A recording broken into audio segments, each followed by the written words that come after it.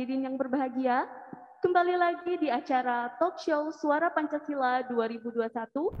Assalamualaikum warahmatullahi wabarakatuh. Alhamdulillah wassalatu wassalamu ala rasulillah. Amma ba'd, saya mengucapkan selamat melaksanakan acara ini. Ini sangat baik bagi kita semua, bagi generasi muda dan juga bagi calon-calon pemimpin bangsa di masa yang akan datang, yang mereka sudah memperkuat diri dengan wawasan kebangsaan, nilai-nilai Pancasila, menyuarakan kebersamaan, persatuan, dan juga melaksanakannya, mengimplementasikannya, sehingga kita bisa menjadi bangsa yang maju, sejahtera, dan juga kedaulatan dari rakyat juga mendukung bagi kehidupan bangsa yang tertib, aman, dan juga sejahtera. Saya senang sekali kali ini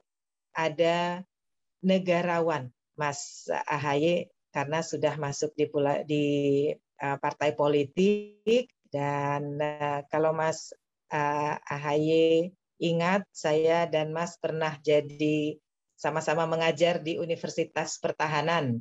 Ya, waktu itu saya juga guru besar membantu di Universitas Pertahanan, dan Mas AHY masih mengajar di sana. Kita pernah jadi satu tim untuk membahas kurikulum dari Magister Strategi Pertahanan kalau tidak salah ya, karena saya di Strategi Pertahanan. Ya, sekarang saya berada di program doktor dari Universitas Pertahanan. Selamat datang pada seluruh mahasiswa sekaligus peserta, baik yang ada di dalam ruangan maupun yang ada di dalam Zoom meeting. Salam dari saya, salam atas nama mahasiswa dan perjuangan rakyat Indonesia. Hidup mahasiswa! Hidup mahasiswa! Hidup rakyat Indonesia! Baik, tepuk tangan untuk kita semua pada pagi hari ini. Maka acara kita langsung saja, pemaparan dari keynote speaker, yaitu yang akan dibawakan oleh Bapak Haji Agus Harimurti Yudhoyono, MSc MPA MA, sekaligus Direktur Eksekutif di Yudhoyono Institute. Langsung saja kepada Mas AHY, saya persilakan untuk menyampaikan gagasan-gagasan yang luar biasanya. Beri tepuk tangan sekali lagi untuk Mas AHY. Terima kasih, Saudara Moderator. Bismillahirrahmanirrahim. Assalamualaikum warahmatullahi wabarakatuh. Selamat pagi dan salam sejahtera untuk kita semua.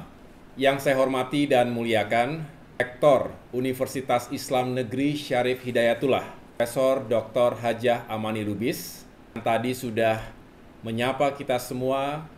Saya tentu ingat sekali kebersamaan dengan Ibu Rektor dulu dalam kapasitas sama-sama ingin menggagas berbagai program studi di Universitas Pertahanan Indonesia. Ketika itu saya masih aktif sebagai perwira TNI, selain tugas-tugas sebagai komandan di lapangan, tetapi juga coba untuk memberikan aktualitas bagi TNI dan stakeholders lainnya dalam sebuah konsep Universitas Pertahanan. Jadi tentu saya ingat kebersamaan itu dengan Ibu Amani. Yang saya hormati pula Dr. Arif Subhan, Wakil Rektor UIN Jakarta, Saudari Febri Nurhayati, Ketua Dewan Mahasiswa UIN, dan juga Saudara Ahmad Daniel sebagai Ketua Panitia webinar ini. Para narasumber yang juga saya hormati, serta segenap sivitas akademika, para mahasiswa dan mahasiswi UIN Syarif Hidayatullah yang saya banggakan. Pertama-tama marilah kita memanjatkan puji syukur kehadirat Allah Subhanahu wa Ta'ala, Tuhan yang Maha Kuasa, atas kesehatan dan kekuatan yang diberikan kepada kita untuk terus berkontribusi bagi Indonesia. Semoga teman-teman sekalian dalam keadaan sehat walafiat, masih dalam suasana pandemi COVID-19, tetapi tidak mengurangi arti kebersamaan ini dan tidak mengurangi arti dari semangat kita untuk terus membangun negeri. Tentu, masih dalam semangat memperingati Hari Sumpah Pemuda, saya atas nama keluarga besar The Yudhoyono Institute, juga atas nama keluarga besar Partai Demokrat mengucapkan selamat Hari Sumpah Pemuda. Semoga bangsa besar ini senantiasa dalam lindungan Sang Maha Pencipta. Semakin maju negerinya, semakin sejahtera rakyatnya. Alhamdulillah, saya berterima kasih atas kesempatan ini sebagai keynote speaker dalam acara webinar dengan tema Suara Pancasila, Bincang Kerakyatan di Universitas Islam Negeri Syarif Hidayatullah Jakarta hari ini. Ini merupakan kesempatan yang baik untuk kita semua untuk saling mengenal, bersilaturahim, sekaligus berdiskusi tentang berbagai isu kebangsaan. Kita baru saja memperingati Hari Sumpah Pemuda tepat 93 tahun yang lalu. Pada 28 Oktober 1928, para pemuda dari berbagai suku, ras, budaya, dan agama berkumpul di Jakarta pada Kongres Pemuda kedua untuk merumuskan fondasi persatuan dan kesatuan bangsa. Merumuskan ikrar sumpah setia untuk satu nusa, satu bangsa, satu bahasa. Jika kita meneliti lebih jauh tentang peristiwa Sumpah Pemuda dalam lintasan sejarah bangsa Indonesia, kita melihat bahwa 28 Oktober menjadi tonggak sejarah yang menentukan kemerdekaan kita. Saat itu, pemuda dari seluruh Nusantara melakukan ikrar untuk tanah air. Pemuda menjadi pengukir sejarah bangsa Indonesia. Dan tentu tidak berhenti di tahun 1928. Generasi muda Indonesia berperan hampir di seluruh momen penting dalam perjalanan sejarah bangsa Indonesia. Di tahun 1945, generasi muda Indonesia jugalah yang mendesak para founding fathers kita, Soekarno-Hatta, di Rengas Dengklok ketika itu, agar dapat segera memproklamasikan kemerdekaan Republik Indonesia, 17 Agustus 1945. Kemudian di tahun 1965, gerakan mahasiswa jugalah yang menjadi garda terdepan dalam menghadapi, melawan rongrongan ideologi komunisme terhadap Pancasila. Dan kemudian fast forward ke tahun 1998. Gerakan mahasiswa dan para pemuda jugalah yang berhasil membawa kita semua ke era reformasi dan demokratisasi yang kita nikmati sampai dengan hari ini. Lalu pertanyaan besarnya, bagaimana dengan pemuda hari ini? Tidak akan lelah mengatakan bahwa muda tentu bukan hanya sebatas usia.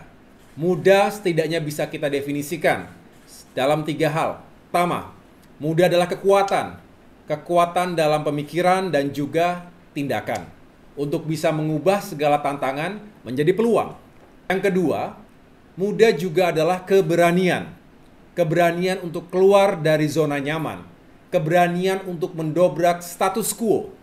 Juga keberanian mengambil keputusan besar dalam hidupnya. Ketiga, muda adalah kesempatan untuk melakukan perubahan dan transformasi besar. Baik dari sebelumnya, mulai dari diri sendiri, keluarga, hingga masyarakat, bangsa, dan negara. Semangat Sumpah Pemuda ini artinya lebih menegaskan pada pentingnya memiliki jiwa dan keunggulan muda tadi. Itulah yang akan menggerakkan langkah kaki kita menuju tujuan besar bersama di masa depan. Kita sama-sama punya cita-cita agar Indonesia Emas 2045, 100 tahun sejak Indonesia merdeka, Indonesia yang semakin aman dan damai, semakin adil dan sejahtera, juga semakin maju dan mendunia. Sebuah idealisme, sebuah ambisi, sebuah cita-cita besar yang membutuhkan kerja keras kita semuanya. Membutuhkan hadirnya anak-anak muda yang hebat, yang handal, dan bisa membawa arus perubahan yang kita cita-citakan bersama. Jika sejarah telah mengajarkan kita bahwa generasi muda menjadi motor penggerak perubahan, kita juga bisa melihat bahwa masa depan bangsa Indonesia ini akan sangat ditentukan oleh generasi muda. Tentunya tadi, generasi muda yang berkualitas dan mencintai negeri ini sepenuhnya. 54% dari populasi Indonesia hari ini adalah kaum milenial dan generasi Z dengan usia di rentang 8 hingga 39 tahun. Dan diperkirakan pada tahun 2030 mendatang, kita akan memasuki masa puncak bonus demografi atau demographic dividend. Hal ini bisa menjadi peluang, tapi hati-hati. Juga bisa menjadi tantangan, bahkan malapetaka jika kita tidak siap. Karena bonus demografi tidak terlalu berarti tanpa bonus prestasi dan bonus kompetensi. Kuantitas penting, jumlah yang besar memiliki arti besar, tetapi sekali lagi harus dibarengi dengan kualitas sumber daya manusianya. Karena kualitas sumber daya manusia itu yang menentukan apakah Indonesia kelak akan memiliki daya tahan bangsa yang kuat, juga daya saing bangsa yang tinggi untuk mampu menghadapi segala bentuk krisis, termasuk disrupsi, turbulensi, ketidakpastian abad 21, serta untuk bisa memenangkan kompetisi yang semakin sengit ke depan antar bangsa-bangsa di dunia, termasuk kompetisi memperebutkan sumber daya alam yang semakin menipis dan langka, termasuk menghadapi perubahan iklim dan pemanasan global, dan yang lain-lain. Sekali lagi, teman-teman sekalian, tergantung bagaimana kita sebagai generasi muda memaknai dan mempersiapkan diri kita. Bukan esok, bukan lusa, tetapi dimulai dari hari ini. Dimulai dari diri kita sendiri. Teman-teman yang saya cintai dan banggakan, berbicara tentang hari ini tidak dapat dilepaskan dari krisis pandemi COVID-19. Wabah yang telah banyak memakan korban jiwa, saudara-saudara dan orang-orang terdekat di sekitar kita. Setidaknya ada lebih dari 140.000 orang meninggal dunia akibat COVID-19 di Indonesia. Tentu itu bukan hanya sekedar statistik. Di balik setiap angka kematian, ada keluarga, orang-orang tercinta, orang-orang terdekat yang kehilangan, yang merasa sedih ditinggalkan oleh mereka, dan tentunya berdampak pada kehidupan mereka selanjutnya. Selain itu, COVID-19 juga telah melumpuhkan sendi-sendi perekonomian, utamanya perekonomian rakyat kecil. Kita tahu betapa terdampaknya, betapa terpukulnya sektor UMKM, usaha mikro kecil menengah, yang selama ini di masa-masa krisis yang dialami Indonesia sebelumnya justru bisa menjadi katup penyelamat ekonomi. Mereka bisa survive dan bahkan mendongkrak lemahnya pertumbuhan ekonomi nasional ketika itu. Tetapi di masa pandemi COVID-19 ini justru para pelaku UMKM tersebut yang paling terdampak, yang paling terpukul, baik dari sisi penjualannya maupun kemudian mereka banyak sekali yang harus gulung tikar, banyak yang harus menutup usahanya. Pengangguran juga meningkat seiring dengan banyaknya karyawan yang di-PHK. Daya beli masyarakat lesu, dan itu semua mengakibatkan meningkatnya angka kemiskinan dan ketimpangan. Pada tahun 2020 lalu, gross national income per kapita kita juga menurun. Indonesia kemudian dinyatakan turun status dari upper middle income country menjadi lower middle income country. Artinya kini Indonesia kembali berada pada kategori negara berpendapatan menengah ke bawah. Bukan hanya peringkat ekonomi yang turun, sayangnya kita tahu bersama bahwa kualitas demokrasi kita juga dinilai menurun. Sejumlah lembaga internasional seperti Transparency International, Australian National University, dan juga The Economist Intelligence Unit tahun ini merilis skor indeks demokrasi Indonesia. Menurun dari 6,48 pada tahun 2019 menjadi 6,3 pada tahun 2020 dengan nilai kebebasan sipil yang rendah, membuat indeks demokrasi Indonesia ini menjadi yang terendah selama 14 tahun terakhir. Kualitasnya pun dianggap berada di bawah negara-negara tetangga kita, seperti Malaysia, Filipina, bahkan Timor Leste. Hal ini tentu bukan sesuatu yang harus kita abaikan, dan juga bukan sesuatu yang mengada-ngada tanpa bukti yang valid. Saya mengikuti informasi baik di media massa maupun media sosial tentang pembungkaman dan kriminalisasi sejumlah aktivis yang menyuarakan kritik terhadap pemerintah. Itu sebagai contoh, termasuk bagaimana soal kekerasan oknum lembaga negara yang seharusnya bertugas melindungi masyarakat, tetapi justru melakukan kekerasan terhadap mahasiswa yang menyuarakan aspirasinya. Saya tentu bisa merasakan bagaimana takutnya masyarakat saat ini untuk mengutarakan pendapat jika kita benar-benar tidak memiliki ruang yang lega. Padahal ini adalah negeri kita sendiri, bangsa kita sendiri. Seharusnya kita dijamin hak untuk bisa menyampaikan pendapat kita, gagasan kita, feedback kita, maupun kritik kita. selagi diutarakan dengan cara-cara yang bertanggung jawab, yang memenuhi segala aturan dan juga hukum yang berlaku di negeri ini, seharusnya tidak boleh ada yang merasa takut untuk berbicara di Indonesia. Selain itu, teman-teman sekalian, ada sejumlah fenomena lainnya yang juga menjadi tantangan bagi demokrasi kita. Pertama, money politics. Politik uang dewasa ini semakin berkembang dan mengemuka. Juga sejumlah perilaku politik praktis lainnya yang tidak berbasis pada ide dan gagasan atau pada visi, misi, dan program aksi.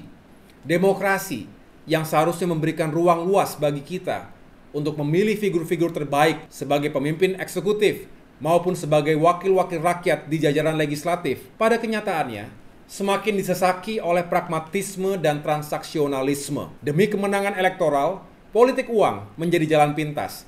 Ya tentu bagi mereka yang punya uang berlimpah. Lalu apa kabar dengan putra-putri terbaik bangsa yang tidak memiliki kemampuan finansial yang berlebih tadi untuk melakukan praktik-praktik yang tadi sifatnya transaksional dan serba pragmatis? Sayang sekali negara kita ketika kehilangan putra-putri terbaiknya memiliki kapasitas, integritas, dan komitmen tinggi untuk negaranya, tetapi kalah sebelum bertanding karena tidak memiliki kapasitas uang yang berlebih-lebihan. Kemudian, isu kedua adalah identity politics. Sejumlah kalangan menilai bahwa eksploitasi politik identitas merupakan strategi yang paling efektif dan efisien dalam memenangkan dukungan elektoral dengan cara menyentuh sentimen primordial atau identitas tertentu, bisa agama, suku, atau etnis. Ini sangat berbahaya. Mengapa? Mungkin dalam jangka pendek, politik identitas ini bisa membawa pada kemenangan politik bagi seorang kandidat atau sebuah partai politik. Tapi, bayangkan dalam jangka panjang akan terjadi kerusakan, bahkan perpecahan, bahkan memungkinkan terjadinya konflik horizontal yang menuju terjadinya disintegrasi bangsa. Harganya terlalu mahal, harganya terlalu tinggi. We cannot afford the price of disintegration di Indonesia ini. Kebinekaan harusnya menjadi kekuatan. Kita yakini itu, Bhinneka Tunggal Ika, unity in diversity. Seharusnya kebinekaan menjadi kekuatan jika disatukan dalam sebuah semangat kebersamaan tadi. Sebaliknya, kebinekaan bisa menjadi sumber perpecahan bangsa jika kita tidak merawatnya dengan baik. Ini harus benar-benar kita sadari, teman-teman sekalian. Tidak semua negara di dunia ini memiliki kemajemukan seperti Indonesia. Banyak negara yang lebih homogen. Jepang misalnya, Korea Selatan misalnya. Memang tantangan bagi negara heterogen, negara plural seperti Indonesia ini jauh berbeda.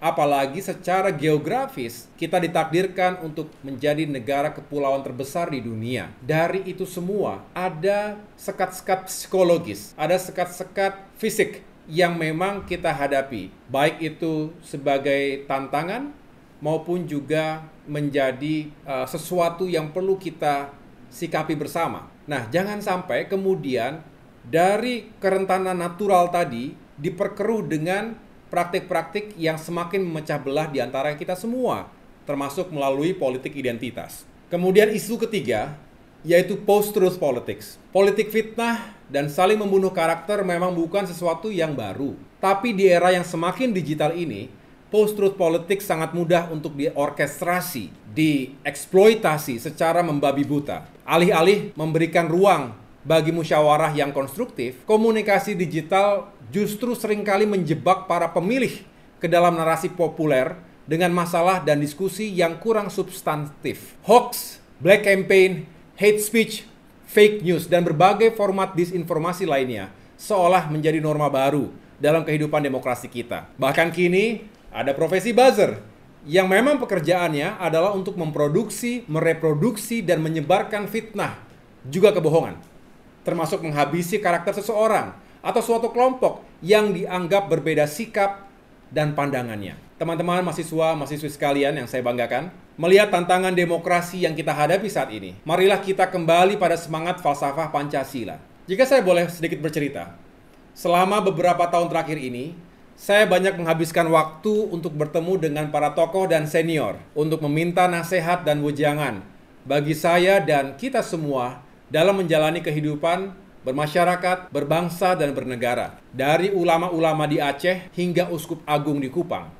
Semuanya memberikan nasihat kepada saya agar bersama-sama kita saling mengajak elemen masyarakat dimanapun berada untuk terus merawat dan menjaga Pancasila. Alhamdulillah Pancasila telah teruji dalam sejarah. Dan kita tahu bahwa Pancasila berhasil menjadi titik temu perbedaan, titik lebur perbedaan, kalimatun sawa, di tengah kompleksitas ideologi dan cara pandang kebangsaan masyarakat Indonesia yang begitu majemuk tadi. Indonesia bisa benar-benar hidup dalam kedamaian, hidup rukun bersatu di tengah perbedaan dan keberagaman yang kita miliki. Jika Pancasila dijalankan seutuhnya, kebebasan berekspresi, berasosiasi, juga kebebasan pers harus dijamin sepenuhnya. Tentu kebebasan yang beretika dan bertanggung jawab. Kehidupan politik dan demokrasi kita juga harus semakin matang dan berkeadaban dengan menjunjung tinggi nilai-nilai kebenaran, keadilan, dan kemanusiaan. Artinya teman-teman sekalian, politik dan demokrasi kita ini harus semakin jauh dari praktik-praktik yang merusak kerukunan, persatuan, dan kedamaian tadi. Jadi tentu kita tidak bisa membiarkan merajalelanya praktik-praktik politik uang, politik identitas, dan juga politik fitnah tadi. Demokrasi yang sehat adalah nafas dari semangat Pancasila. Demokrasi yang sehat juga menjadi driving force, menjadi tenaga penggerak pembangunan dan kemajuan bangsa. Sebaliknya, jika demokrasi dijalankan secara serampangan, apalagi jauh dari nilai-nilai kebenaran, keadilan, dan kemanusiaan, maka hampir pasti akan membuat kita mundur ke belakang. Setback, bukan hanya setahun, dua tahun, tetapi 1-2 generasi ke belakang. Sekali lagi, harganya terlalu tinggi. Teman-teman mahasiswa, mahasiswi sekalian yang saya banggakan, merawat demokrasi dan Pancasila ini adalah kerja lintas generasi. Apapun yang kita lakukan hari ini akan memberikan kontribusi yang luar biasa bagi bangsa kita. Baik untuk hari ini, misalnya dalam menghadapi krisis pandemi dan juga tekanan ekonomi yang masih terjadi, maupun untuk menyongsong masa depan yang lebih baik. Oleh karena itu, izinkan saya menyampaikan beberapa pesan dan harapan bagi para mahasiswa, mahasiswi Universitas Islam Negeri Syarif Hidayatullah dan juga kepada generasi muda Indonesia lainnya. Pertama, sebagai generasi muda, kita harus berpikir kritis dan berani bersuara. Kita butuh anak-anak muda yang berani menyuarakan aspirasinya, menggunakan suaranya untuk membela yang lemah. Saudara-saudara kita yang masih hidup dalam jurang kemiskinan. Yang kedua tentu membela kebenaran dan melawan ketidakadilan. Tapi semua itu tentu harus dilakukan secara bertanggung jawab. Jangan sampai kita menyuarakan aspirasi secara membabi buta dan justru malah mencoreng nilai-nilai demokrasi itu sendiri. Selain menyuarakan pendapatnya, anak-anak muda juga harus mampu membuktikan dan menindaklanjuti gagasannya tadi menjadi atau melalui aksi nyata. Pemuda harus berani tampil, turun langsung ke lapangan, dan melakukan aksi-aksi nyata yang dapat berdampak positif bagi sekitar kita. Ingat, action speaks louder than words. Yang kedua, saya berharap kepada teman-teman sekalian sebagai generasi yang paling melek teknologi, generasi muda harus menjadi pionir untuk menjalankan politik digital yang sehat dan bertanggung jawab. Dalam arus informasi yang luar biasa ini, kita harus memiliki kemampuan untuk menganalisa data dan fakta pemberitaan. Think before you speak and think before you share. Jangan sampai kita menjadi bagian dari politik fitnah atau tidak menyadari kita ternyata juga sering menyebar hoax dan juga berita-berita yang tidak benar. Generasi muda harus menjadi yang terdepan untuk melawan hoax, fake news, dan juga hate speech tadi. Buktikanlah bahwa ruang digital ini bisa menjadi ruang ekspresi yang bertanggung jawab, menciptakan dialog-dialog yang konstruktif, dan ikut menciptakan demokrasi yang sehat dan berkeadaban. Ketiga, sebagai tunas-tunas terbaik yang akan mengawaki Indonesia ke depan, saya berharap teman-teman mahasiswa-mahasiswi sekalian bisa menumbuhkan jiwa kepemimpinan. Harus dipupuk dengan terus mengasah, baik itu kecerdasan intelektual maupun kecerdasan emosional kita, juga menanamkan nilai-nilai integritas dan karakter yang unggul, termasuk memiliki nilai-nilai patriotisme, disiplin, etos kerja yang tinggi, semangat pantang menyerah, dan segala hal yang bisa membuat kita bertahan dan maju bersama sebagai bangsa. Jika Indonesia dipimpin dan diawaki oleh manusia-manusia berkualitas dan berintegritas tinggi, kita pasti bisa mengubah segala tantangan yang kita hadapi saat ini, termasuk tantangan-tantangan demokrasi, menjadi peluang yang semakin mempersatukan kita. Terakhir, marilah kita terus perkuat sinergi dan kolaborasi. Membangun negara tidak bisa sendirian. Tidak ada yang terlalu hebat di negeri ini untuk bisa membangun negerinya sendirian atau hanya satu kelompoknya saja. Kita harus mengedepankan sinergi dan juga kolaborasi, aksi nyata untuk sama-sama melakukan perubahan dan menjadi bagian dari solusi atas permasalahan bangsa dan mencapai cita-cita besar bersama. Sinergi dan kolaborasi ini harus dilakukan antar elemen bangsa, antar kelompok dan golongan, lintas ras, suku, agama, profesi, juga lintas generasi. Apa yang kita dapat hari ini adalah hasil kerja keras generasi kita sebelumnya. Maka sudah sepatutnya jika kita menjunjung tinggi nilai-nilai luhur bangsa yang diturunkan lintas generasi, dijadikan sebagai pelajaran dan pegangan, termasuk referensi dalam menghadapi tantangan-tantangan ke depan. Tetapi ingat, setiap masa ada tantangannya, juga ada pemimpinnya. Dan setiap pemimpin ada masa dan tantangan yang berbeda. Dengan itu semua, insya Allah kita bisa terus mewujudkan cita-cita bangsa dan semangat dari nilai-nilai Pancasila, membangun demokrasi yang sehat di negeri yang kita cintai ini. Demikian pidato yang dapat saya sampaikan dalam kesempatan yang baik ini. Akhirnya, saya mendoakan semoga Universitas Islam Negeri Syarif Hidayatullah semakin sukses dan maju menjadi Center of Excellence, terutama dalam kajian-kajian Islam, Islamic Studies, tetapi senantiasa mampu meletakkan itu semua dalam konteks besar kebangsaan. Mari sama-sama kita buktikan bahwa negara dan agama adalah sesuatu yang tidak perlu dipertentangkan. Begitu pula antara Pancasila dan Islam. Kita bisa hidup rukun bersama di tengah perbedaan dan keberagaman yang dimiliki bangsa yang besar ini. Terima kasih atas perhatiannya. Selamat melaksanakan webinar. Tuhan bersama kita. Wassalamualaikum warahmatullahi wabarakatuh.